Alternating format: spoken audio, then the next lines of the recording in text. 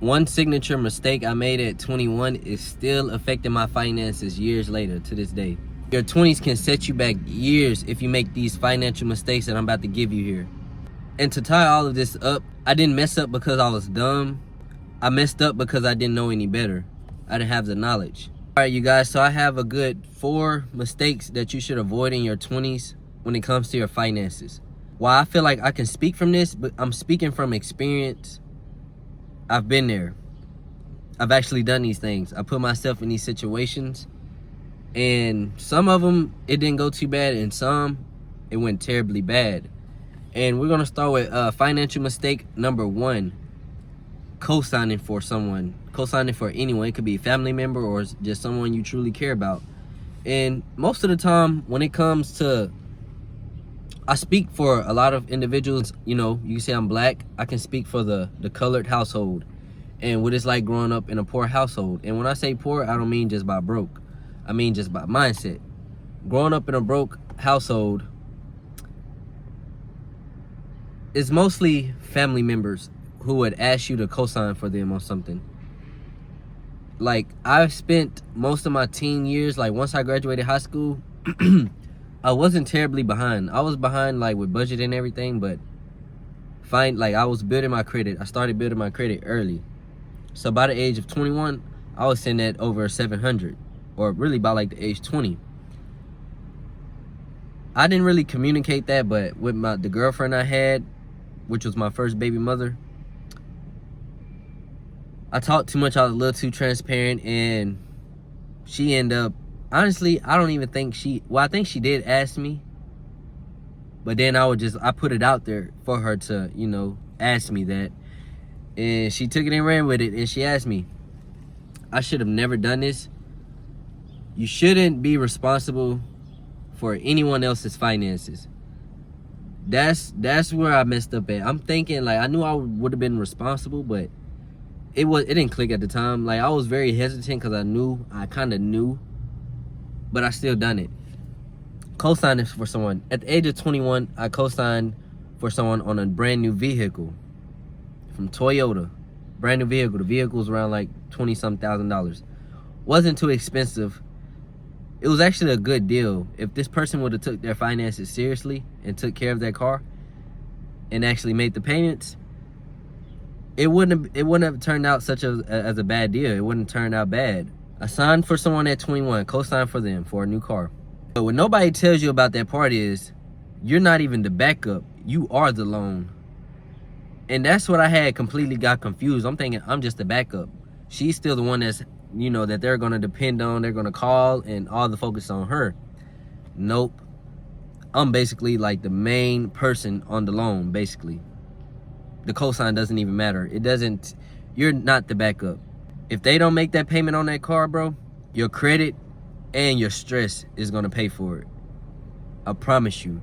Everything was going good for a few months in. She was making the payments, and then next thing you know, we end up falling off like 3 months later, breaking up. That's why I really was like, I should have never done it, because I feel like she used me just to do that, just to get something out of me. And once she got it, it was gone. She was gone.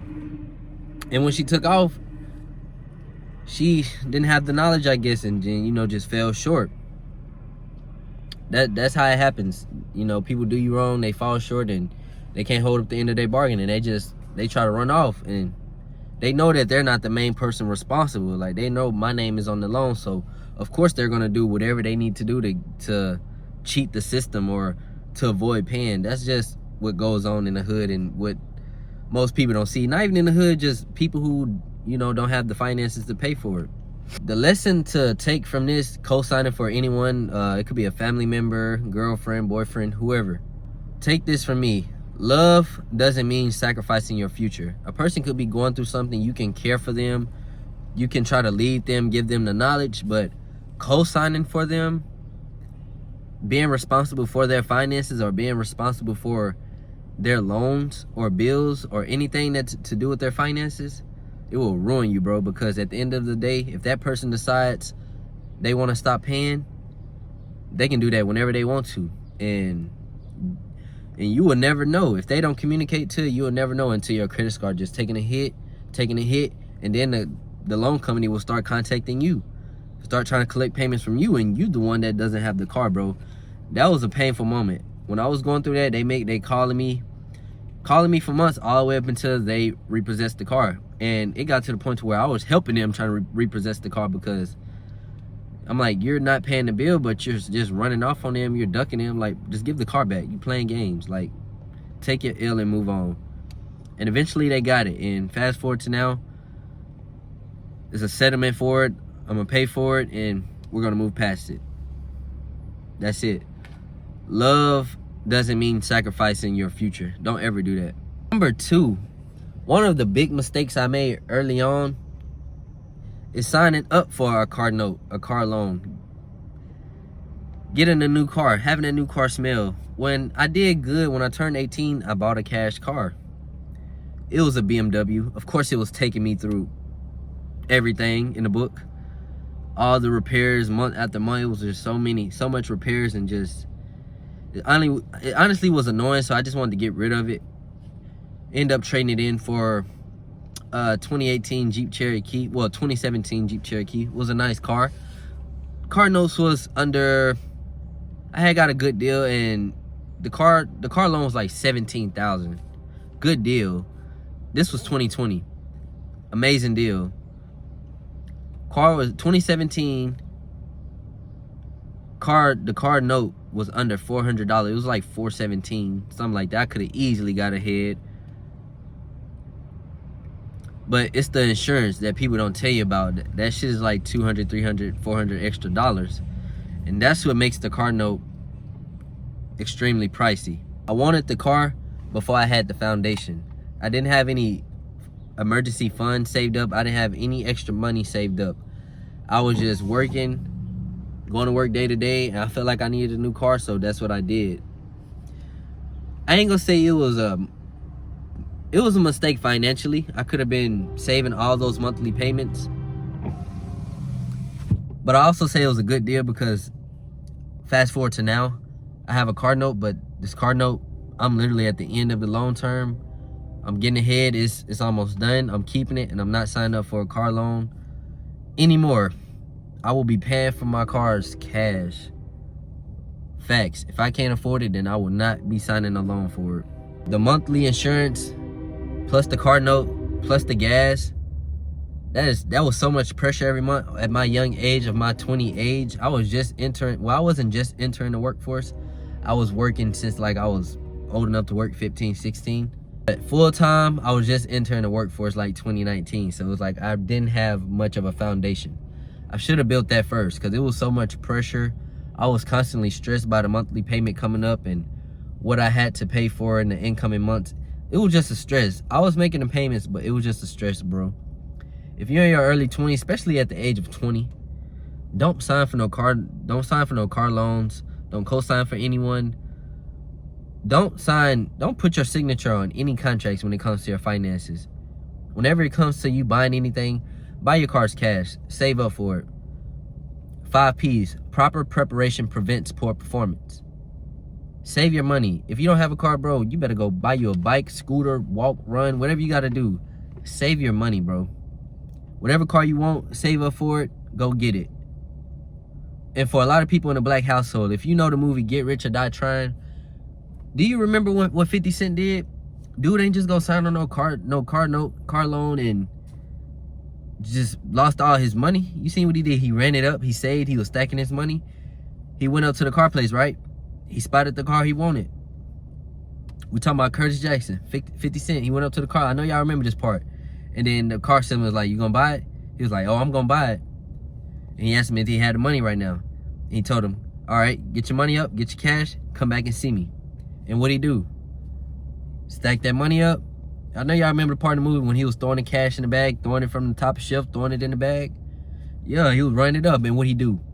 Took it to the car lot, threw the man in the bag, got in the car and drove off. That's exactly how it's supposed to be, bro. Get your cars cash. So when you get your paychecks, bro, you can easily run it up. You don't gotta be paying car notes and all these bills, bro. You'll be able to easily run up your money, save your money consistently. That's all it's about, bro. You gotta build your foundation first. Flexing delays freedom later. So that freedom that you want, By you doing that flexing early, signing on car notes, you know, just doing the most, doing your big one, it will delay your freedom, bro. You can be financially free well ahead of time if you just focus on your foundation first and focus on your future. Focus on your future self. What that person appreciate more. You'll have your answer. Number 3, lifestyle creep. Talk about this from experience. The car I have now, I was working at a job making good money, and the money was so good. I don't really apply to this because I didn't really lifestyle creep. I don't really do that as much. I don't do that. But I've done that. I've been there. 2021 when I got the car I currently have. It was a 30K car, I ain't gonna lie. It was a big difference from the other cars. But it was like every time I made more money, my spending leveled up with it. That's the whole point of lifestyle creep. The new money doesn't help if your old habits stay. If your old habits stay, you will continue doing what those old habits are. Spending, never saving, don't have a budget, just focusing on now, the wants you now, and just emotional spending. Man, really, I look good, but I was broke. I looked good, I was driving good, but honestly, I felt broke. I felt like I was just broke. Don't lifestyle and creep. If you get a raise, bro, use that raise to invest or to save more or to pay off your debt. Don't lifestyle and creep, bro. That's all. I'm gonna keep it short for this one. Just don't lifestyle creep. That's simple. The lesson to take from this is your income doesn't change your life. Discipline does. If you have the discipline to save, it'll take you far. If you have the discipline to invest early, it'll take you far. You'll have that freedom later. Last but not least, lesson number 4, the buy now, pay later apps. I can talk about this because I'm currently on I just got off 2. Well, I'm on 1 right now with 1 paid through Walmart for the new headphones. I needed those. It would have been more of a help than a loss to the headphones. So, but the headphones are $90. I could have paid it in full, but I decided to just break it up, do $30 a month for the next 3 months, which is, it's not bad, but it's like the payment comes up, I don't even want to pay it for real. I ain't gonna lie to you. It never felt expensive because it's not all at once. Let's say if you guys want to do a payment, something that costs $3,000, and you're gonna spread the payments out to like $180 over 20 months. Now that's crazy. That is beyond crazy. I would not do that. That's the definition of lifestyle creep. And that's how they get you with the buy now, pay later apps.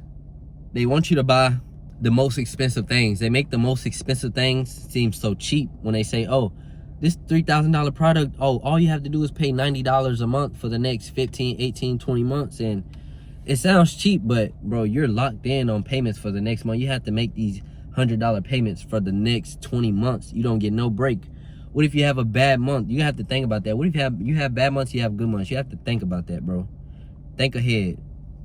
And a lot of people, multiple apps, multiple payments, that's a stressed brain. Future me was paying for past purchases. Don't be in that boat, gang. Pay for it fully or just wait on it. Save up for it. That's all I got to say for that one. The lesson to take from the lifestyle creep: if you can't buy it twice, then you can't afford it. Save up for it. That's all I have for you guys today. I'm not mad about these mistakes.